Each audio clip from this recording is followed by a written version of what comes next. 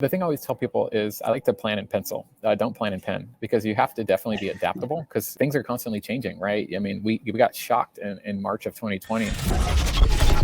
Hi, Brian. Good morning. Good morning. How are you? Brian. Thanks for joining us. We're Yeah. great. Absolutely. Happy New Year. Happy New Year. Happy New Year, man. A little bit about Brian. He's been on our show before, so welcome back. Brian is a multifamily investor. He's a managing partner of Blue Oak Capital and owner of Blockhouse Coffee, which is great coffee. I recommend you going if you're in the area. He has been a part of over $100 million in real estate transactions and is partners in an 827 units. So welcome. Thank you for the introduction, Jamie, Chris. Nice to see you all again. Yeah, so goal setting or goals, like you wouldn't get to 800 plus units and 2 coffee houses. You don't do that without having goals and without having a good way of tracking and adjusting goals and pivoting with the wins, which I'm sure you had to pivot a little bit during the whole pandemic thing, having actual physical storefront. So what are your goals for this year, 2022? Oh man. So I like to really set goals based on 3 different things. One, I like to set personal goals. Those are goals for myself, things that I want to do, because I think it's really important for us as real estate investors or just business people in general. We have to be a little bit selfish because if we're not working on ourselves, then we aren't the best version of ourselves for our investors, for our clients, for anybody we're representing in a transaction. So I always set personal goals. Those are things for me. After that, I definitely set business goals. Those are going to be goals for our coffee shop. Those are going to be goals for real estate transactions. Those are going to be multifamily goals. And those are the 2 categories I kind of break those up into. And then after that, it's really about setting goals that you can, we've all heard the saying, you can't manage what you don't measure, right? Yeah. So I try to stick to that, saying of like, let's put some goals on the paper that are attainable, that are measurable, so that I know whether I'm hitting those goals or not. So for real estate specific, since that's pretty much all about yeah. For us, what are you looking to do this year?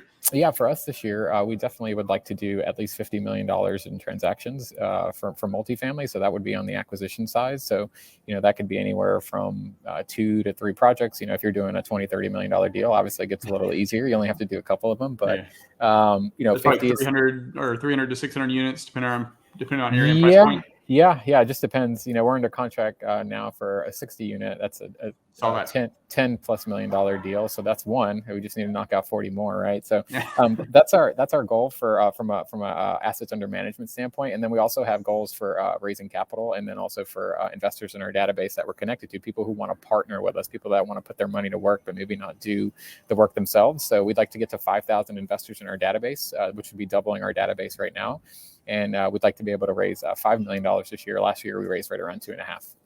Of all of those, and this goes into the follow-up question, what do you do to stay on track? So you mentioned investors in your database, also just raising money too, and then you've got your unit count and transaction count. Sure. What is maybe 2 or maybe 3 different leading indicator KPIs that you're following?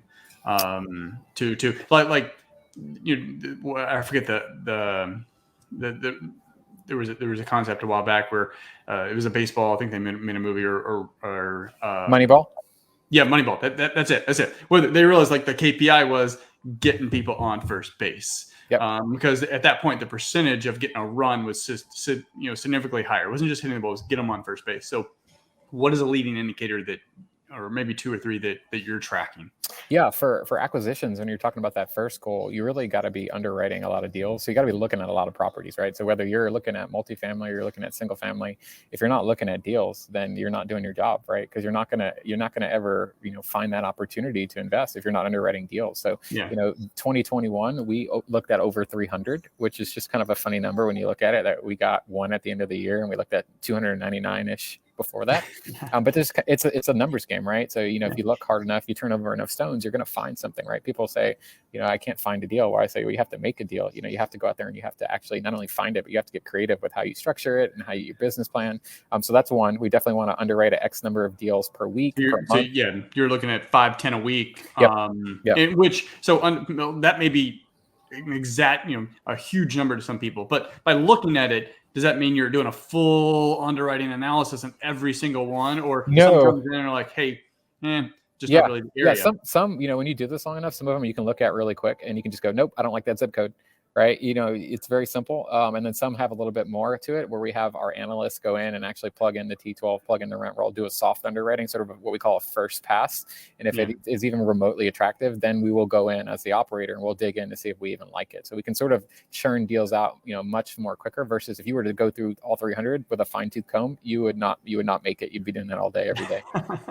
No. Okay. Any other leading indicators? Yeah. And then for us, it's, we talked about being able to raise capital as well. So the amount of investors that we're adding to our database on a monthly basis, on a quarterly basis, how many new people are falling into our funnel, so we're spending a lot of money and a lot of time and a lot of effort on marketing and showing people the power of multifamily and why partnering with us is a good idea. So, in order to get to 5,000, you can start to reverse engineer that. Like, okay, we need 2,500, there's 12 months in a year. So you need to be adding about 200, give or take, to use soft math, per month. Okay, well, divide that by 4 weeks. You need to be adding 50 a week. Well, then how do you get to 50 a week? Okay, well, you need to be adding X number per day. So how many meetups can you attend, whether they're yours or somebody else? How many social media posts can you do, whether you're on YouTube, Facebook, Instagram, to sort of generate those leads? So that's the real question you have to ask yourself is, what's your funnel? How big is your funnel? And how do you get people into your funnel? Yeah, love it. Any tricks that you have? So 2020 is a good example, or even 2019, where you have goals, but you realize, like, whether it's circumstance or like whether you control it or not, something happens, you get derailed. How do you do that reset? Yeah, the thing I always tell people is I like to plan in pencil. Don't plan in pen, because you have to definitely be adaptable, because things are constantly changing, right? I mean, we got shocked in March of 2020, not only in our coffee shop business, but also in real estate, right? Who would have known that we would have seen such a inventory shortage and such a demand for product, both in the commercial and the residential space? Nobody would have saw that coming. If you and I did, Chris, we probably would have bought a lot more real estate than we did 2 years ago, right? Yeah. So what you have to do is you have to plan a pencil, and I think you have to stay flexible. So if you're, I think you have to evaluate your goals, if not monthly, quarterly. One of my tricks or secrets, I guess you like to say, is I like to look at my goals every day, because we're not perfect. We're human beings. There are going to be days you and I fall off the cliff, fall off the tracks, Chris, where maybe we were supposed to work out, but we didn't, or we were supposed to underwrite a deal, but we didn't, or we were supposed to call a new investor, but we, something didn't happen, right? But if we look at those goals every day, we can remind ourselves, like, man, I didn't hit this goal yesterday. I really need to make sure I stay on track. And if you're consistently not hitting that goal, maybe you need to take that goal off your sheet. Maybe it's not the right place or the right time for you to actually be working on that goal, and you're over committing, right? So constantly evaluating your goals, whether it be monthly or quarterly or even semi-annually, to go, okay, here's where I started the year. Here's where I'm actually going, and adjust your goals. I always like to say you should rig the game to win. Doesn't mean set unattainable goals, but you do need some small victories in there to sort of motivate you, accomplish some easy things, so that when you hit those bigger goals, which are more challenging, you have some small wins under your belt to sort of give you that motivation to keep going. Yeah, it sounds. Do you follow EOS? I'm familiar with that. Yeah, I'm actually reading Traction right now, but I'm not done with it. So okay. Ruin it for me. I think we talked about that in Orlando. Okay. Yeah. Yep. I mean, some of the stuff you're saying. So you definitely know what you're doing on this front. But some of the stuff you're saying are, I'm picking up from EOS and Traction. Great book if anyone wants to check that out. Yeah. So any final thoughts on goal setting or productivity tips for someone who just wants to crush it in 2022? Yeah. Great question. I appreciate you asking, Chris. I think just set some attainable goals, but also I always tell people aim high, because even when you miss, you're still above average.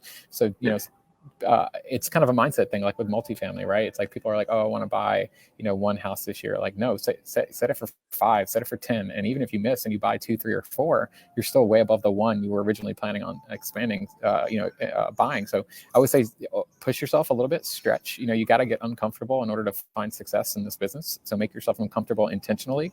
And then just like I said, you manage what you don't measure. Should just be, looking at your goals all the time, and try to time block. I know that's a big thing in a lot of real estate books for both realtors and just business people. The One Thing is a great book by Gary Keller. It talks about time blocking a lot. You can't really manage your day. Again, it goes back to setting your goals. If your goals aren't on your day, I think Gary talks about putting your goals early in the morning. You want it to be one of the first things that you do throughout the day, so that you can have those wins, because we all know that our productivity falls off as the day sort of goes throughout the day. So do your stuff early in the morning, set your goals, put them on your calendar, time block them, and just plan in pencil. That would be my big tips. Yeah. Love it. Well, thanks, Brian. Look forward to seeing how your latest project rolls out and connecting again here in the near future. Thanks, Chris. Thanks, Jamie. Bye, Brian. Great hearing from you. See ya.